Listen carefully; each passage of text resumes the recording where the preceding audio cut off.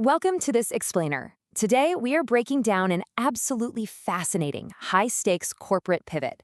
We're going to look at how a CEO and a CFO took what looks like a simple geographic route change and turned it into the master key needed to unlock a massive $450 billion financial institution. They're up against an incredible ultimatum, and we'll see exactly how their strategic decisions around trust and market validation are actively shaping an empire. Let's dive right in. Here's our game plan for today. 1. We'll look at the ultimate leadership test. 2. The CFO's strategic pivot. 3. Heading to Hanoi to rebuild lost trust. 4. Validating the future in Ho Chi Minh City. And finally, unlocking the AK Bank. All right, part 1, the ultimate leadership test. We're talking high stakes and incredibly strict rules. Just take a second and look at this number. $450 billion. That is the ultimate prize here, folks, the establishment of the AKE Bank. But you have to understand, this isn't just your standard local bank. Our source material describes it as a massive dam, strategically designed to catch a roaring river of foreign currency. It's built entirely on this concept of dam management, acting as a national-level reservoir for immense wealth.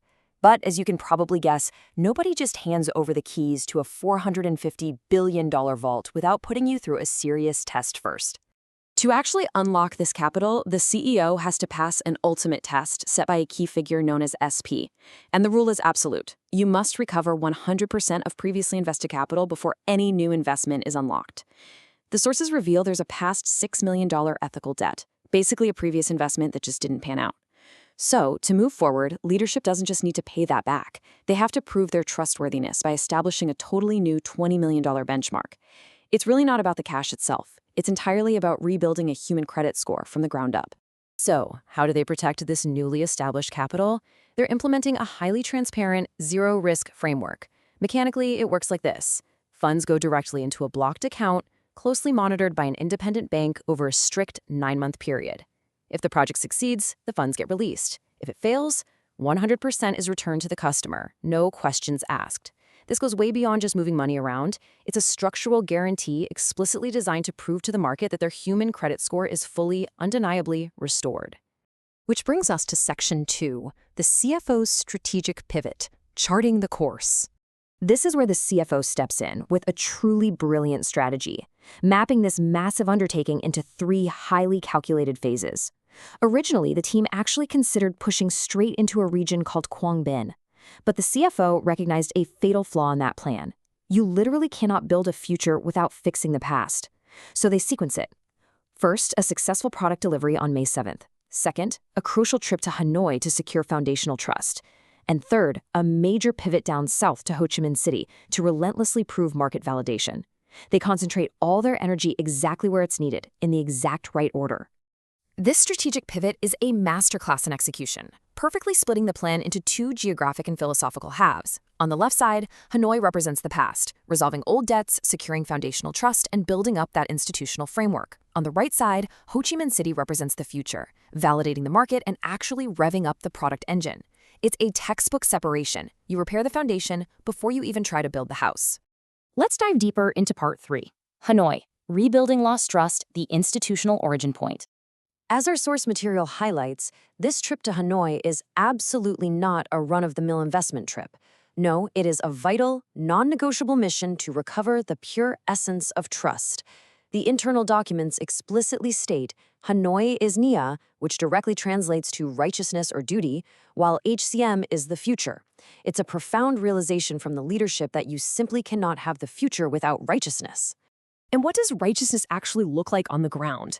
Well, it's pretty surprising. The leadership travels to Hanoi specifically to visit a 94-year-old aunt to physically return gold that was owed to her.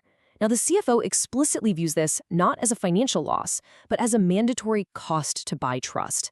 By taking physical gold to this woman, they prove to SB and their investors that they are leaders who actually honor their debts. They're literally rebuilding their human credit score, proving they're safe custodians for a future $450 billion bank. But, trust isn't just about the human element of paying personal debts. It requires strict institutional credibility, too.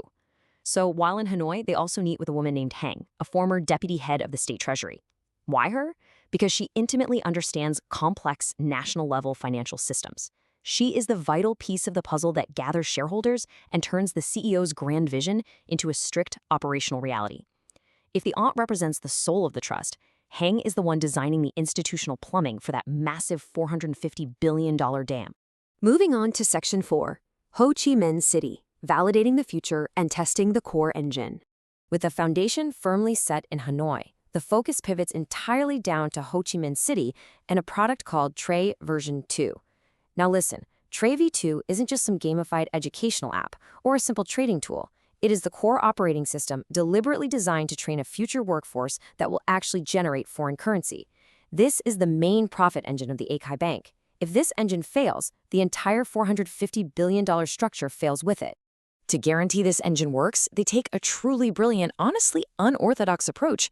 They use kids as their primary QA team. They bring in an older child with disabilities to act as the ultimate user experience tester. Why? Because if the interface is difficult or clunky, this child will uncover every single UI flaw immediately. Then they use a 13-year-old to validate long-term engagement, having them act almost as a junior developer. Surviving this level of brutal, unvarnished usability testing means the product isn't just good, it's completely bulletproof for the mass market. This brilliantly illustrates the complete logic of the CFO's optimal route. You absolutely must secure that foundational trust first in Hanoi, paying physical debts and meeting treasury officials. Only then do you pivot to prove your future engine can run with extreme UX testing down in Ho Chi Minh City. If you do these out of order or try to shortcut them all at once, you risk collapsing the entire fragile structure of SB's investor confidence. Finally, Section 5, Unlocking the Akai Bank, the Endgame. By executing this precise sequence, the team kicks off a crazy fast timeline. In May, they focus intensely on gaining user likes and finalizing the UX with the kids in Ho Chi Minh. Then, by June, they leverage that newly proven product for a massive market expansion called the CMT8 operation. And if this rapid, unbroken chain of validated trust and validated market fit holds up, it leads directly to the establishment of the multi-billion-dollar Akai Bank by September. May to June to September, a blistering pace, but built on an incredibly solid foundation.